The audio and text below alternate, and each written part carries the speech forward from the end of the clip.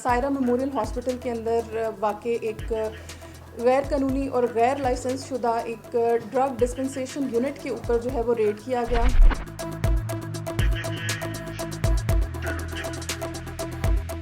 आज से 4-5 साल तक ये डॉक्टर इंजेक्शन लगा रहे थे, तब उन्हें डॉक्टर को नहीं पता था कि ये इंजेक्शन गलत है।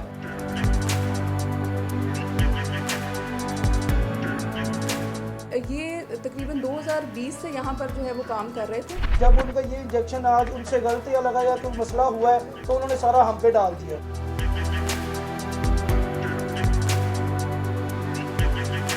इसमें हम एक लेटर हमने हेल्थ कमीशन को भी लिखा है, जिसके अंदर वो इस चीज़ को जो हॉस्पिटल का रोल है वो इसमें डिफ़ाइन करेंगे कि उन्होंने किस तरह से एक गैर कानूनी अमल के लिए अपना जो है प्रेमिसेस रेंट आउट किया हो।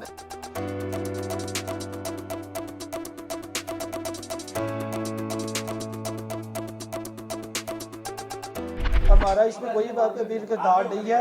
आप काम कर तो रहे थे, लेकिन हमारा तो था वो लाइसेंस के ऊपर था, लाइसेंस के ऊपर। उसके अलावा हमारे पास जो उसकी रिपोर्ट्स है वो सारी मौजूद हैं, जो उसकी स्टरलाइजेशन की सारी मौजूद है। ये या तो फिर डॉक्टर से भी किसी से मिस्टेक हो सकती है कि डॉक्टर से लगाने में आज से 4-5 साल तक ये डॉक्टर इंजेक्शन लगा रहे थे, तब उन्हें डॉक्टर को नहीं पता था कि ये इंजेक्शन गलत है।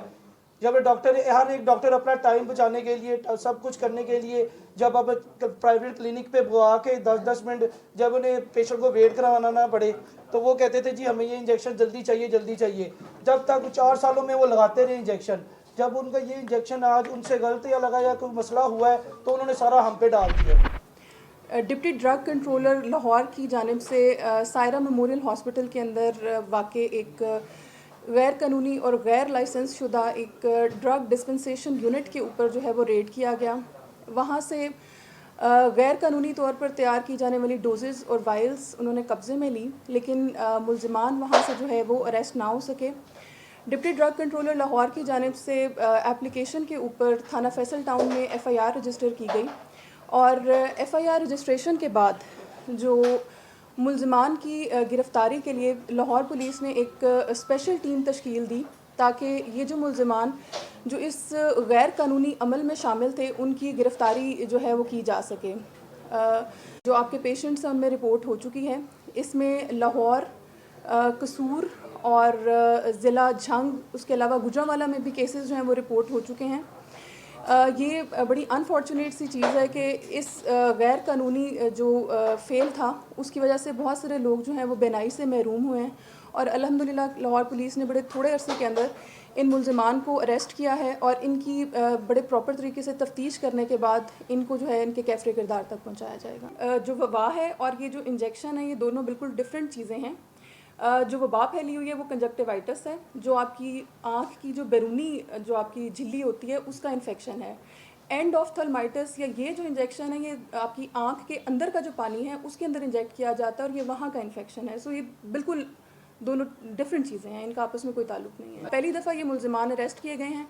इनमें से जो एक मुल्ज़िम है बिलाल रशीद, वो बाय प्रोफेशन डिस्पेंसर है, टेक्नीशियन है, और इसके साथ जो प्रोप्राइटर हैं वो नवीद अब्दुल्ला है, और जो डिग्री होल्डर हैं डी फार्मासिस्ट जिन्होंने अपना लाइसेंस मिसयूज़ होने के लिए इन टेक्नीशियंस को दिया हुआ है वो आसिम खालिद हैं। इसमें हम एक लेटर हमने हेल्थ कमीशन को भी लिखा है, जिसके अंदर वो इस चीज़ को जो हॉस्पिटल का रोल है वो इसमें डिफ़ाइन करेंगे कि उन्होंने किस तरह से एक गैर कानूनी अमल के लिए अपना जो है प्रेमिसेस रेंट आउट किया हुआ। पहली तो बात यह है कि ये फैसिलिटी जिस मकसद के लिए इस्तेमाल हो रही थी उस मकसद का इनके पास लाइसेंस मौजूद नहीं है। जो ड्रग डिस्पेंसेशन है वो इनके लाइसेंस में बड़ा क्लियरली मेंशन्ड है कि उसकी इनको इजाज़त नहीं है। ये जो ड्रग की उसकी छोटी डोजेज़ में उसकी तैयारी है वो एक बड़ा ही सेंसिटिव एक अमल है, जिसको बहुत ही जो है वो स्टीराइल एनवायरनमेंट में एक अच्छे फार्मासिस्ट की जो है वो सुपरविजन में ये काम किया जा सकता है। और इस तरह से किसी टेक्नीशियन के हाथों में ये जो है वो किसी की ज़िंदगी या किसी की बिनाई दे देना, ये इंतहाई जो है वो गैर ज़िम्मेदाराना और क्रिमिनल जो है वो ऑफेंस। इसमें जो ड्रग कंट्रोलर लाहौर हैं उन्होंने ड्रग कंट्रोलर कसूर की कंप्लेंट के ऊपर जो है वो पहली हमें जो है वो रिपोर्ट की।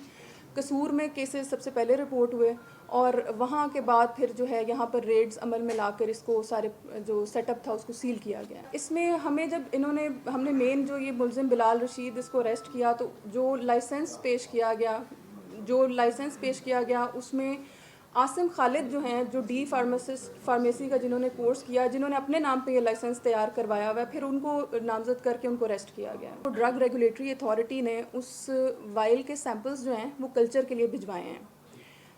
उस कल्चर के रिपोर्ट के ऊपर डिपेंड करेगा कि आया जो इंजेक्शन या जो उसकी वाइल जो बाहर से इंपोर्ट की जा रही थी उसमें भी कोई इन्फेक्शन था, या सिर्फ यहाँ पर जो हॉस्पिटल के अंदर फैसिलिटी थी वहाँ उसको छोटी डोजेज़ में कन्वर्ट करने के दौरान इन्फेक्शन जो है वो पैदा हुआ है।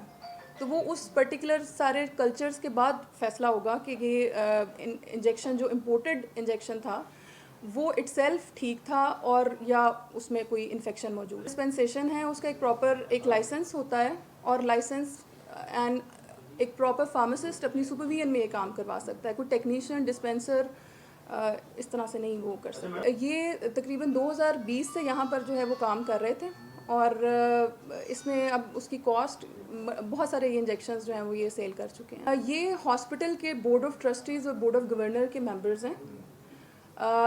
उन्होंने ये जो आलिया गोहीर हैं और डॉक्टर आसिम वगैरह हैं, ये हॉस्पिटल के जो बोर्ड ऑफ ट्रस्टीज़ हैं ये उसमें हैं शामिल।